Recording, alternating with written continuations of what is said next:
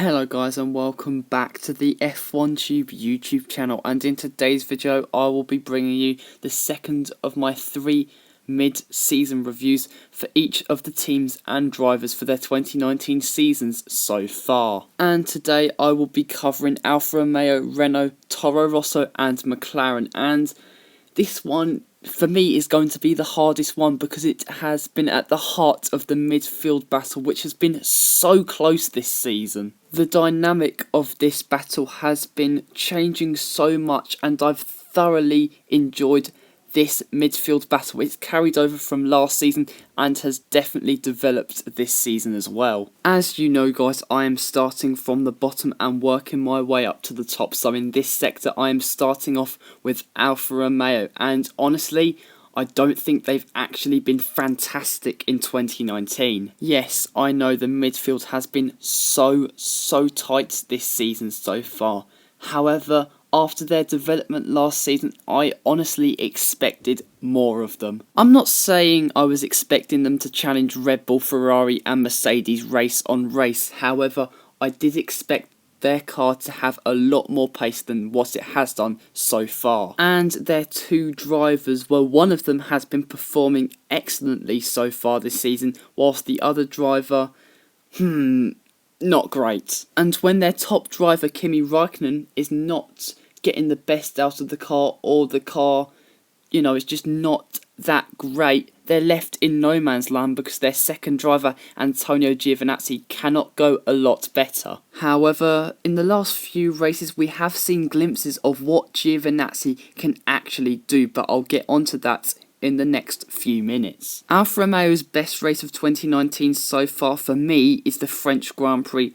One, because they had the pace in qualifying, Antonio Giovinazzi getting into Q3, and they had the pace in the Grand Prix with Kimi Raikkonen claiming 7th place. And although Giovinazzi did not get into the points, it was really down to strategy. Easily Alfa Romeo's worst race of 2019, the Monaco Grand Prix, easily knocked out in Q2, and in the race both Raikkonen and Giovinazzi finished behind the Williams of George Russell. Yes, there was a bit of chaos at the tail end of the midfield with, let's say, the car park at Rasgas, but still, it was just a mess. It's certainly not been a bleak season for Alfa Romeo. They have 32 points, 9 points finishes, a best finish of 7th with Kimi Raikkonen achieving that at the Bahrain, French and Hungarian Grand Prix, and they lie obviously 7th in the standings. Do remember their German Grand Prix penalties are going to be appealed in September, but also remember they are only 1 point ahead of Racing Point in 8th place. This is going to be super tight to the end of the season. With Kimi Raikkonen, their lead driver, he has had a stellar and underrated season.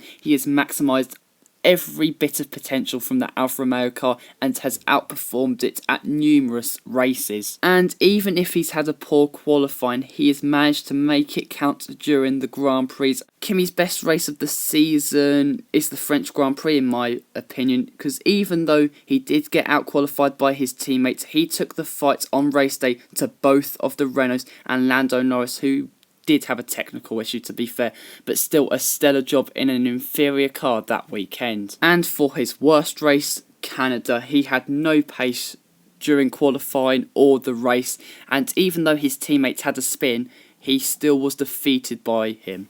Now, Kimi's teammate Antonio Giovinazzi in his first full season in Formula 1, and I don't think it's been that great. Although the car hasn't been at the front of the midfield, it has definitely been better than just 1 points finish for the whole of the season. But to be fair to the Italian, he has had some serious speed in qualifying, especially in the last 6 races where he has really taken the fight to Kimi Raikkonen on 1 lap pace. But it just doesn't go plain sailing for him on race day, whether that be strategy, luck or just driving. He always seems to miss out on the points, barring the Austrian Grand Prix, where he scored his maiden point in Formula 1, and that is obviously his best race of the season because it's the only point he's got so far this season and in his F1 career. His worst race, Monaco, like I said earlier, he finished behind George Russell, and yeah, he just was messy the entire weekend. He caused the car park at Rasgas after taking out Robert Kubica, and yeah, just a woeful weekend for him. Moving on to another team, I have Renault, and they have been a big disappointment this season after claiming 4th in the Constructors in 2018. Their chassis, their aero, their engine power and their engine reliability has just been dreadful, and after Red Bull's success so far this season, Renault for me have just been a laughing stock. Sure, their car is competitive at multiple races, but for a team that finished 4th last season, they're not competitive enough times. Hungary, for an example, a track where they should excel in, just not good enough. No pace, reliability struck Nico Hülkenberg, and they finished outside the points with both cars. Their best race is easily the Canadian Grand Prix, where they qualified 4th with Daniel Ricciardo and then finished 6th and 7th in the Grand Prix and had some real solid pace, finishing ahead of a Red Bull as well. A really competitive weekend for the Enstone team. Their worst race was the German Grand Prix, where they DNF'd with both cars. Firstly, Daniel Ricciardo out with some kind of blowout, I think engine related, and then Nico Hülkenberg agonisingly crashed out whilst in 4th place and probably should have finished on the podium.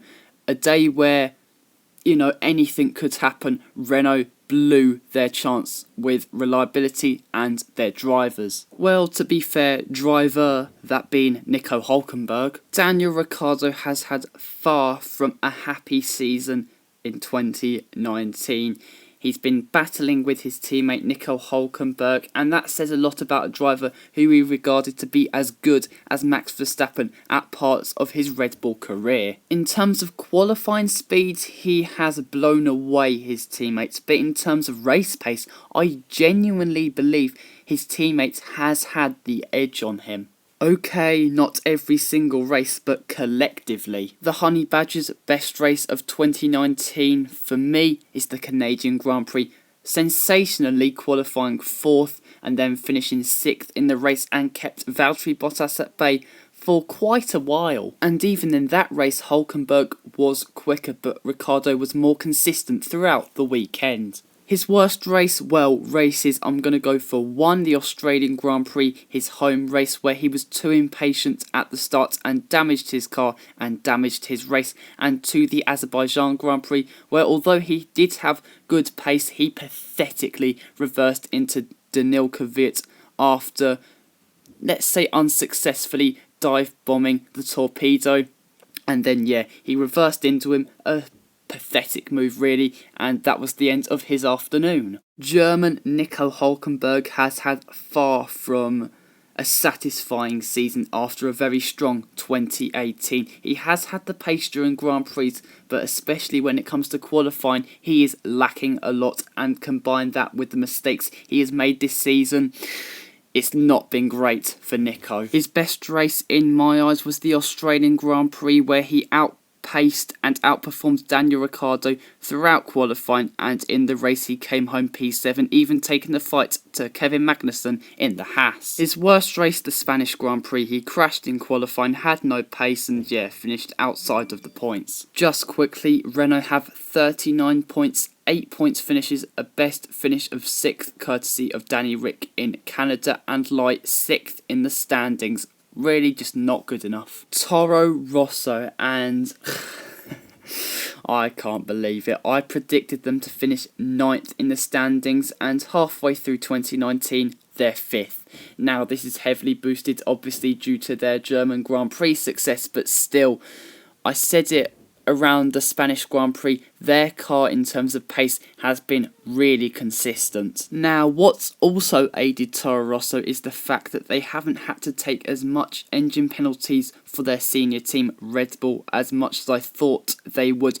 France Tost, their team principal, admitted at the beginning of the season he was willing to do so, but it hasn't happened as consistently as I thought it would, so that definitely helps. Their best race, obviously the German Grand Prix, P3 with Daniil Kvyat. I still cannot get over that. It was just such a stunning result. Their first podium since 2008, and a career best result for Alexander Albon in 6th place. Their worst race, in my opinion, was the Austrian Grand Prix, because although you don't expect Toro Rosso to be up to the standards with Red Bull won that race, and Toro Rosso had no pace, finishing about P15, P16, P17. So, in my opinion, that was quite a dire day for the team. Daniil Kvyat has just been sensational on his return to Formula 1. Nobody expected him to be this good. And yeah, I'm just so happy for the guy. He thoroughly deserves it. Obviously, his best race of the season has to be the German Grand Prix. On a weekend where he became a father for the first time, he grabs a stunning podium. His worst race of the season for me was the Chinese Grand Prix. He missed out on Q3 when he really should have made it, and at the start of the race he collected both McLarens and wrecked his Grand Prix, and although he was given a harsh penalty, it was still his fault at the end of the day, and a fault that determined his result that day. One last thing on Daniil, he's made minimal mistakes in 2019, and to be honest, he's got a real chance of driving for Red Bull again next year, which would be such an amazing story. But what a season for Daniil, his best season in F1 in my opinion, even trumping 2015, just great on the lad. Alexander Albon in his rookie year has been fantastic. Not as good as his teammate, but for a rookie, what a solid year he's had. In my opinion, he hasn't had a standout bad weekend. He's just been maybe just off the pace sometimes, which is respectable when you have as little experience as Alex Albon does at the moment in F1. The guy just seems to cope with wheel-to-wheel racing and has just adapted to the F1 circus so well. I'm really impressed by Albon. His best race of the year for me was the Chinese Grand Prix, because after his big crash on the Saturday in FP3, he missed qualifying, and that kind of moment can really dent a rookie's confidence. But he came back the next day, started from the pit lane, a brilliant one-stop strategy saw him finish in the points in 10th place. A brilliant drive. It's so hard to choose, but for his worst race, the French Grand Prix, the car had no pace, Alex had no pace.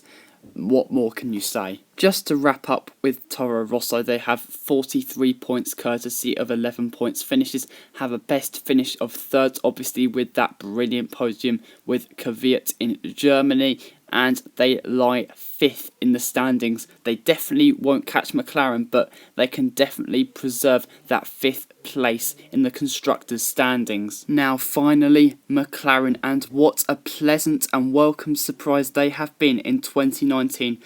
Unlike other seasons, they weren't bigging up their chances, yet they stay composed, and look what the end result is. 4th in the constructors, and it looks pretty much done for them. Also, with the signing of Andrea Seidel, it's just been a brilliant season for McLaren. And yes, I know, brilliant for McLaren's heritage is not 4th in the constructors, it is winning world championships. However, after their last few years, it has been a massive upgrade. The car is the best in the midfield, and the team is the best in the midfield. They've just got everything right for a midfield team standards, and they're already focusing on their 2020 car, which says a lot about how dominant they have been in Formula 1.5 this season, and it says a lot about how much they are really targeting Red Bull, Ferrari and Mercedes in the next few years. Their drivers also, Lando Norris and Carlos Sainz, have just been brilliant for them. Obviously they are confirmed for next year as well, which is great for the team in terms of a harmonious point of view. It means there's more stability. However, McLaren's best race of the season, the French Grand Prix, blistering pace, P5 and P6 in qualifying, and then P6 with Carlos Sainz in the race. And although Norris finished P9, it was down to reliability issues. And considering McLaren was so dire there a year before, it just has to be their best race of 2019. Their worst race, the Chinese Grand Prix, the 3rd round of the season. Both drivers were taken out by Daniil Kvyat on lap 1, and that pretty much wrecked their race. Despite a difficult opening couple of rounds to the season, Carlos Sainz really has got in the groove ever since, really taking control of that best of the rest title with continuous high scoring positions. Now, although Sainz I'd say is not as quick as his teammates when it comes to qualifying, Sainz really does make it count on race day, just putting in all the right ingredients for a brilliant result. And I've always seen the talent in Carlos Sainz, even in his Toro Rosso days, especially in 2016. He was getting 6th and 5th place finishes in a car that was far from the best, even in the midfield. And despite his form dipping last season, he has just found his true potential again, and he has just been brilliant this year. For me, he's been in the top 3 best drivers of 2019 so far. His best race of 2019, as much as I was initially thinking Monaco, I'm going to go for the Hungarian Grand Prix. He finished 5th on merit, on pace, finished ahead of a Red Bull and a Mercedes. Yes, I know Bottas was compromised with certain issues, but still, Sainz made it count, and although he was lapped, he just delivered a fine result. And for the Spaniards' worst race, I have Bahrain. And although he did have a very strong qualifying, he just blew it, being way too aggressive against probably the most aggressive driver on the field in Max Verstappen, colliding with him early on in the race and throwing away what could have been big points. Lando Norris has really impressed me in 2019. In his rookie year in F1, his confidence has just been, booming. It's been so good to watch. His character is brilliant, but what is most important is his racing ability. His speed, unbelievable, and he's even shown that he's not afraid to go side by side with some of the biggest names in the sport. His best race for me, Bahrain. Now, of course, his speed was not up to par with Sainz that weekend, but he just kept it clean and made a spectacular overtake on Pierre Gasly's Red Bull late on in the race. It was just brilliant to watch. He came home for his first points in F1 with 6th place. I am going for the Spanish Grand Prix to be Norris's worst race of the season so far. He had a dreadful start and then crashed out of the race whilst battling with Lance Stroll. Sustained damage, and he was just out of the Grand Prix. And to prove how Mclaren have just been so good in the midfield this season, they have 82 points to show that, with 13 points finishes, a best finish of 5th coming from Carlos Sainz at the Hockenheim Ring and the Hungaroring, and of course they are 4th in the World Constructors' Championship. But guys, that is it for today's mid-season review. Please like this video, comment down below what you thought of this video, and please subscribe to the F1 Tube YouTube channel. But until next time guys, see you later.